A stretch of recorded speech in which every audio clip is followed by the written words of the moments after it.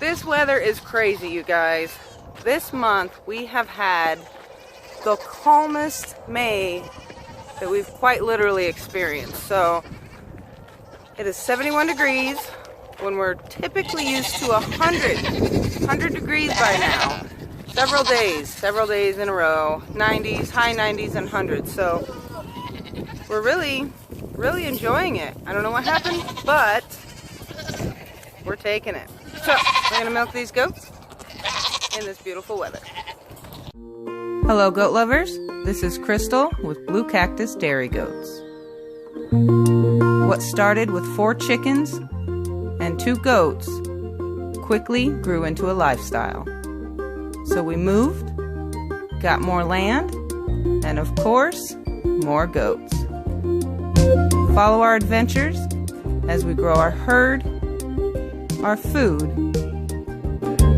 and our family. So about last week's cheese. It was a pretty epic fail. I don't know what happened. I'll show you guys the picture.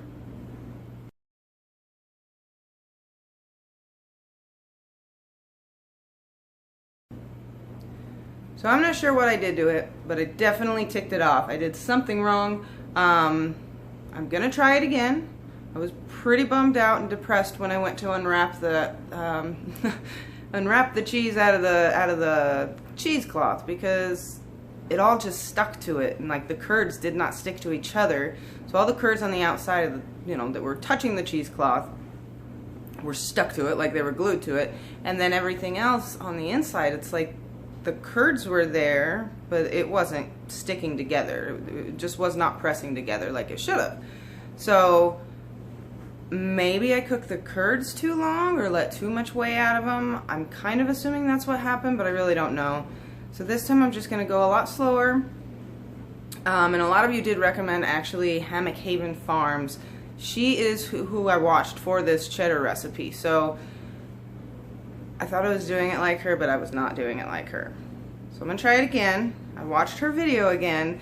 And again, I think I just might have just cooked the curds too much, because I was worried that they would have too much liquid in the curds. So here we go. Here's another shot. I am good at these soft cheeses though. This here is Chev, and look at that. I actually found, this is the press, and that actually works perfect for hanging my Chev, because I still need to use my big pot.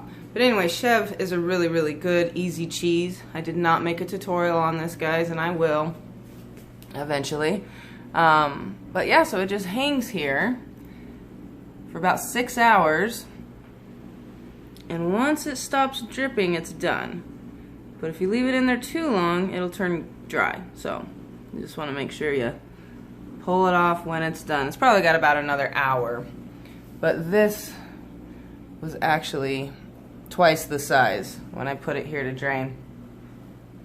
So it's doing its thing, and then I'll roll some herbs up on it. It's a good freezing cheese as well. So Chev has the consistency of like a cream cheese, and you can herb it up any way you'd like. So it's another one of those versatile cheeses as far as flavors are concerned, because it's a mild, a little bit tangy. It's got more of a tang than cream cheese would. But again, really easy cheese to make. It's the time that it takes to make it, and the resting and the sitting that is why I don't make it like as much as I make farmer's cheese. So, but anyway, that's a good one. You can freeze, you can store it for up to 6 months. Just make sure you do not put any herbs or spices on it if you are gonna freeze it. You do that afterwards. Ooh, and another really good thing, if you roll them up in little balls, you can make little Chev truffles. So good. Roll up the cheese in little balls, put them on a cookie sheet, freeze them, dip them in chocolate. So good. Okay. So anyway, I'm gonna start the cheddar process again. Wish me luck. All right, guys. So since it's such a windy, cold day, and I'm in the house next to the cheese anyway, I've told you guys I would show you the ranch recipe. I've had a lot of you ask about how to make the homemade ranch that I make. And it's something that I've avoided just simply because I don't know the recipe. I eyeball it. So I did my best to eyeball it in separate dishes here so that I can at least explain to you guys how to make it. But it is absolutely the best ranch in the world. I cannot stand store-bought ranch anymore. It's a lot better for you than the store-bought ranch. So this is how you do it. Okay, so not very many ingredients. What you're going to start with is your sour cream and your mayonnaise. And it's going to be a 1-to-2 ratio. So this is a big recipe. You guys don't have to use so much. But the sour cream is 1.5 cups, and I have 3 cups of the mayonnaise. So this is onion powder. You're going to want about 1 tablespoon. 1.5 teaspoons of garlic powder, sorry, not garlic salt. About 1 teaspoon of fresh ground black pepper. And fresh herbs. These are our herbs that we grow in the garden. If you guys can grow your own herbs and dry them, it makes the biggest difference. I mean, just such a big difference. So anyway, this is 3 tablespoons of parsley. And then 1 tablespoon of dill. If you have lemon, give a fresh squeeze of lemon. If you hold it up like that, then the seeds don't fall in it. See how the seeds just collect? A little trick for you. But I don't know, maybe about, oh, there goes the seed. Maybe about 1 tablespoon or so. I'll get that. Okay. And then, of course, goat's milk. Now this is about just over 1 cup. I don't really know. Let me see. I don't think I'll need that much. You really just want to thin it out. Yeah, we'll need that. Might need a little more.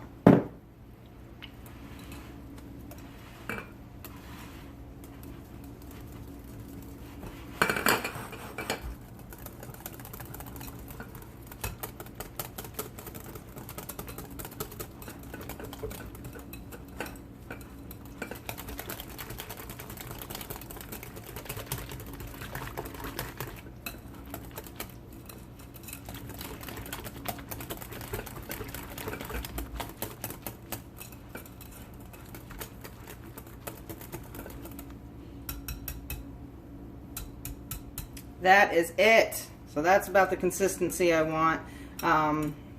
If you want it thinner, add a little more milk. You want it thicker, use less. But either way, that's the ranch, guys. How easy is that? So at this point, what I'm going to do is just put it in the fridge. Don't, you want to let it rest for at least an hour. If you can do it overnight, it's better. But you can also eat it as is, and it's delicious. But it does get better as, you know, obviously the herbs and everything are going to release. So give it some time to rest before you dive into it. That's it. So I'll leave the recipe in the description below as well for you guys. Alright, so now that I got that done, I'm going to go outside and get some herbs because I need to herb up my chev. It's about ready, guys. Getting excited for that.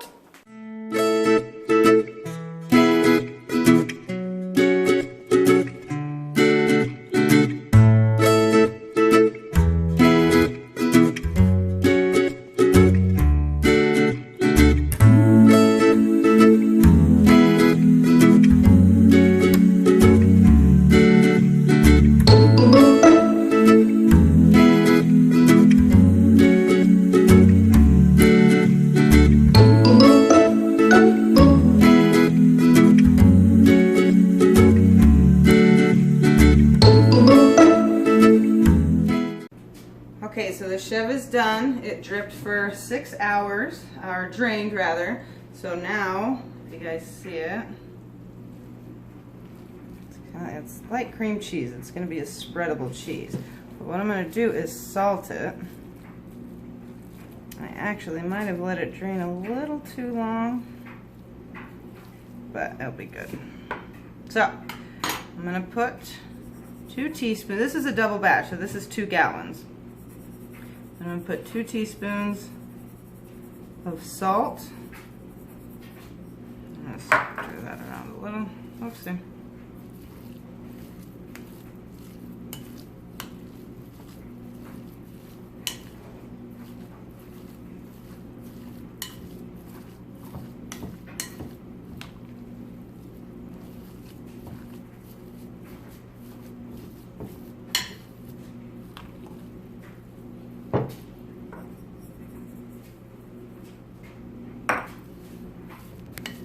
And we'll just mix the salt in really good.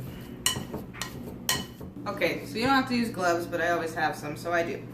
And what you're looking for is to make a little log. So you get some. It's very soft cheese. It'll harden slightly in the fridge. Yep. Form it up.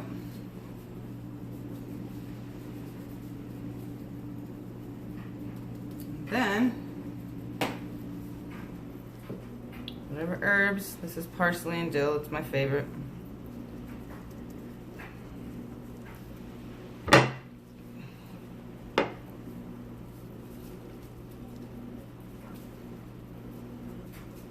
You could do nuts and honey, that would be really good. So there, now you have that. And then to store it, you just roll her up.